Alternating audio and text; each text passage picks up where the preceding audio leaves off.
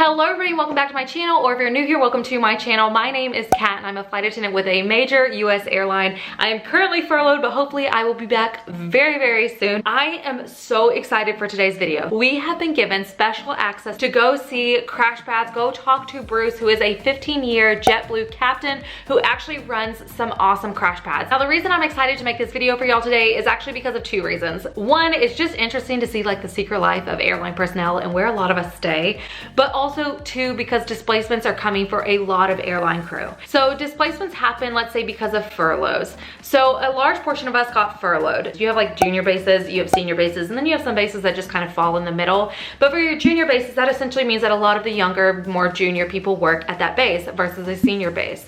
So when a furlough happens and a large portion of your junior flight attendants get furloughed, you now have these bases with lots of emptiness and filling that has to happen, whereas you have the senior bases that were really untouched, and then there's an overload of people. So basically they will displace those flight attendants into the more junior bases to cover who they basically lost. Displacements will also happen when I come back to the line, most likely. So how that works is now you have all these senior people that were displaced and they want to get back to their original base. So while they're sending those senior people off back to their bases, now they're gonna have to send all the junior people back to the junior bases. But say for example, like myself, I was based in Dallas, which is a more senior base.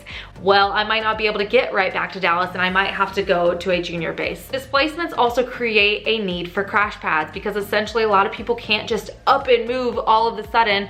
Plus, if you want to get back to your base, you don't want to go move just to turn around, and in a couple months to a couple years, you never know how long a displacement is going to be before you have to come back. Basically, this video is going to allow airline personnel to be able to find really nice crash pads now and in the future, but again, also show y'all like the secret life of crash pads. A crash pad basically is a way for commuters to have a place to stay before and after their trips if they do not live in the base, which makes them a commuter. All crash pads are not created equal, but without giving too much away, I will pop in and out throughout the video and kind of explain my circumstance, which is normal, versus what they're doing. So without further ado, let's go drive to Bruce. We are almost there, and my first impression is this is so close to the airport because I literally almost turned to the airport to get here, which if you can get a crash pad near the airport, that is life-changing. All right, so we are here and we're gonna head on inside. Okay, so I'm actually inside the hotel that they have the crash pad in, and this is Bruce. Hey. So I want to give y'all some really good information about what they're doing and why it is so exciting. So we're gonna go ahead and sit down and chat, and then we are going to show you actually inside like the girl and the guy's crash pads. Probably on the smaller end, you'd have 4, like Okay. what you're going to see today. We rent 2-bedroom suites from them. So it's a suite that has 2 separate bedrooms and The bathroom in the middle. well, it's actually a full living room in the middle. Oh. With a full kitchen. Oh, I'm always excited when I get one of those for Nice. You know, it's funny. We're kind of what you would consider a modified hot bunk concept. What I mean by that is we're not cold bunk because it's not a residential type of crash pad. It's not something where you've got a bed, that's your bed, 31 days a month, you can come and go and you can stay as many days as you want, that sort of thing. It's a commuter type of pad where you come and you stay in a bed and you go and fly your trip and you come back and stay and then you go home. It's really more of a hot bunk style of setup, but we have daily housekeeping service. Housekeeping changes the beds every day. Any beds that are dirty, they put clean linens on the beds. At least several times a week, they're going to give everything a full cleaning, vacuum and clean the counters and clean the kitchen and clean the bathroom, that sort of thing. But at least on a daily basis, the bed linen is going to be clean. When you come in and check into the crash pad, just like checking into a hotel on a layover, except that you might be sharing a room with somebody. We really have 4 different rate tiers that people can choose from. The top rate tier is for people who are more of a reserve line holder. That access tier is the most expensive of our access tiers. And just to kind of give you an example, here in Dallas, it's $300 a month. The reserve access tier allows you to access the pad up to 18 nights per month. Most reserves have a 18 or 20 day per month reserve commitment. Yes. So if you've got an 18 day per month reserve commitment, you got 18 nights, you're covered. So you pay a little bit more for that access tier, but you also have more nights available. The pricing difference, I just want to break it down really fast to show you why you are getting a tremendous deal. So for example, he brought up Dallas at $300 for a crash pad for the month.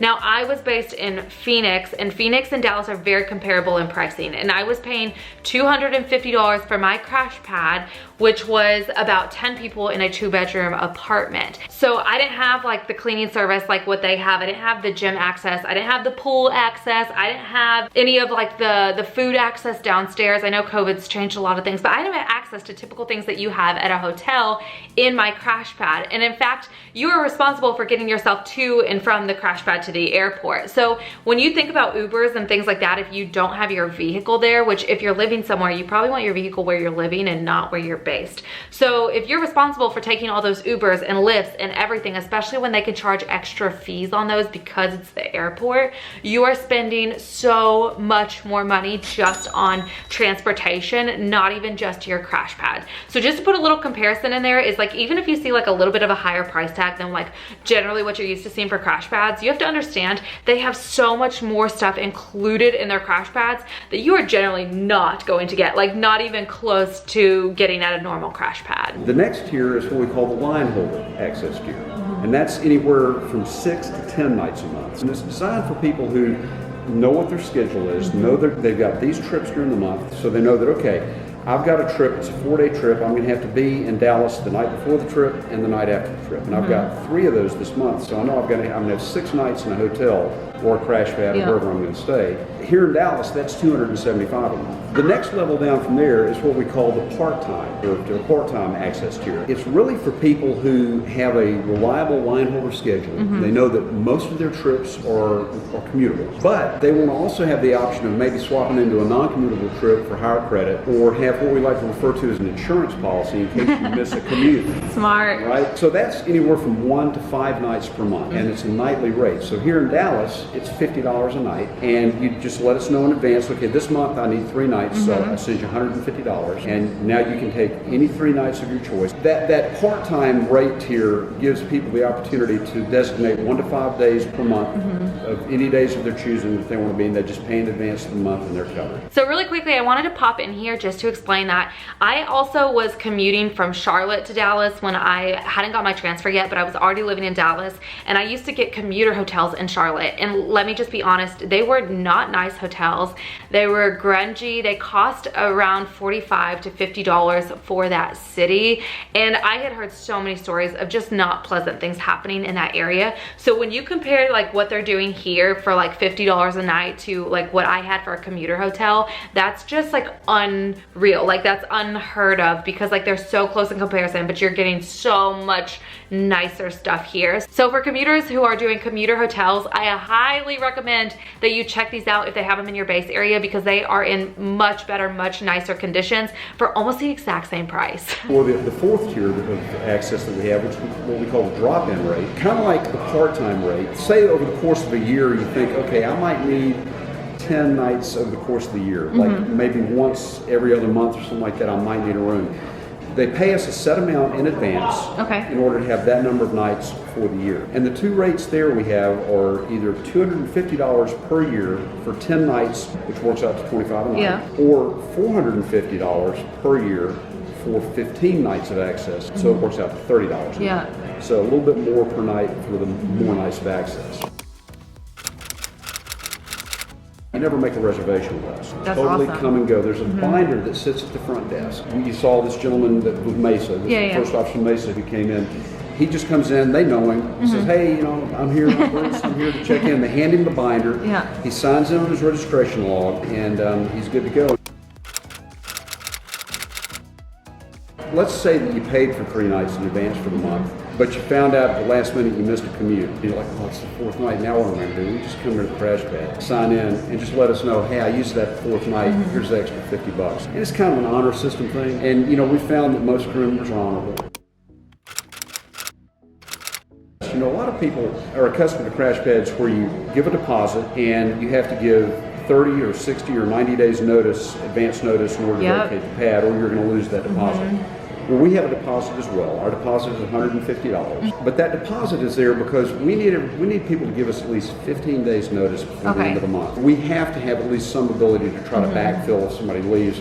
But we also recognize that a lot of times people don't find out until the middle of the month that they're going to get transferred. So just to kind of touch on like what Bruce said and my actual experience with Crashpads is I actually had to pay a full month. So I had to pay a $250 deposit initially when I signed up for a Crashpad. And also I believe it was a 30-day, if not 60. I had to give a 30-day notice that I was leaving the Crashpad, which like he said, that's actually very, very hard because you don't really usually know that you're transferring until the middle of the month before. So I'll know in the middle of the month that I'm transferring next month. So like sometimes that can be very tricky to give a full 30-day, 60, or even 90 days notice. And this is actually one of the reasons that I did not get a Crashpad in Charlotte and I opted to do commuter hotels is because most of the Crashpads I could find wanted a 90-day notice that you were leaving. 90 days, like that's absolutely unheard of to know like if I'm gonna get my transfer or not. And so that was why I opted to do the commuter hotels.